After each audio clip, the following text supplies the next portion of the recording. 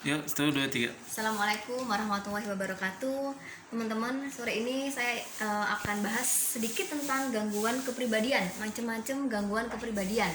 Jadi saya akan bahas cuma 10 aja ya. Sebenarnya sebelum kita bahas gangguan kepribadian, kita harus tahu macam-macam kepribadian itu apa aja. Nanti lain kali saya akan bahas. Oke. Yang pertama kita akan bahas tentang skizotipal. Orang-orang dengan gangguan skizotipal adalah orang-orang yang percaya tentang hal-hal yang gaib, hal-hal yang mistis, contoh dukun atau orang-orang yang menyembah hal-hal gaib, oke ya. Yang kedua adalah gangguan kepribadian yang skizoid. Orang-orang yang skizoid itu adalah orang-orang yang suka menyendiri. Dia nggak punya respon emosional dan dia tidak peduli sama orang lain. Orang-orang yang suka menyendiri itu bukan orang-orang yang antisosial loh ya, beda sekali. Oke, sekarang kita ke kepribadian yang paranoid. Paranoid adalah selalu curiga, bawaannya tuh selalu curiga aja sama orang lain, sama temen, bahkan sama keluarga. Dia selalu merasa orang lain itu punya niat jahat sama dirinya. Orang-orang yang punya gangguan kepribadian paranoid, jika berlangsung terus-menerus, dia bisa menjadi skizofrenia yang tipe paranoid. Oke. Sekarang kita ke histrionik. Orang-orang dengan histrionik, orang-orang yang lebay atau orang-orang yang suka mendramatisir, membesar-besarkan masalah. Dia sering menarik perhatian. Dia harus menjadi pusat perhatian. Dia nggak memiliki harga diri, atau karena saking pengennya dia jadi pusat perhatian, dia sampai nggak mikirin harga dirinya dia sendiri. Sekarang antisosial. Orang-orang yang antisosial adalah orang-orang yang sering melanggar peraturan, oke? Jadi orang-orang yang suka menyendiri itu bukan termasuk di antisosial. Tapi antisosial adalah orang-orang yang agresif, orang-orang yang suka melanggar peraturan, melanggar kewajiban sosial. Dia juga mudah tersinggung. Dan dia yang paling penting gak punya rasa bersalah, oke? Yang keenam, kita akan bahas tentang kepribadian ambang atau borderline. Orang yang punya kepribadian ambang itu mempunyai emosi yang gak stabil.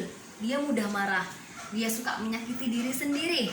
Bahkan orang dengan gangguan kepribadian ambang, dia resiko bunuh dirinya besar, oke? Dia memiliki perasaan yang hampa atau disebut orang-orang yang moody. Orang-orang yang gampang berubah-ubah moodnya. Orang-orang yang punya kepribadian borderline, dia bisa kalau berlanjut mungkin bisa menjadi bipolar ya, orang-orang bipolar. Oke. Orang yang narsistik yang ketujuh sekarang. Orang narsistik adalah egois, merasa dirinya itu orang yang paling penting. Dia orang yang suka berbohong untuk kepentingan dirinya sendiri. Dia memiliki empati yang rendah dan dia suka pilih-pilih teman. Jadi dia cuma mau sama teman yang menguntungkan bagi dia. Itu orang-orang yang narsistik. Jadi orang-orang yang narsistik itu bukan orang-orang yang ini ya, bukan orang-orang yang lebay. Orang-orang yang lebay tadi termasuk di histrionik. Oke. Sekarang dependent. Dependent adalah orang-orang yang tidak bisa mengambil keputusan sendiri atau selalu menggantungkan keputusannya kepada orang lain. Bahkan keputusan yang sangat penting pun dia akan tanyakan dulu sama orang lain. Contoh orang-orang yang dia mau pakai baju aja dia harus tanya temen. Dia ke kamar mandi aja nggak berani sendiri. Yang tidak pede ini salah ya, sorry. Tidak pede ini dia masuk di avoidant. Oke. Orang-orang yang kepribadian avoidant atau menghindar, orangnya minder. Dia merasa nggak punya kompeten, dia takut dikritik, takut dipermalukan, dia nggak pede ya. Ada yang ke-10 nih, orang-orang yang gangguan kepribadian anankastik. Nah ini adalah orang-orang yang teliti banget sama semuanya secara berlebihan. Rincian, daftar, jadwal, pokoknya hidupnya itu harus teliti, harus harus perfeksionis. Orang-orang yang punya gangguan kepribadian anankastik biasanya orang yang mempunyai kepribadian tipe perfeksionis.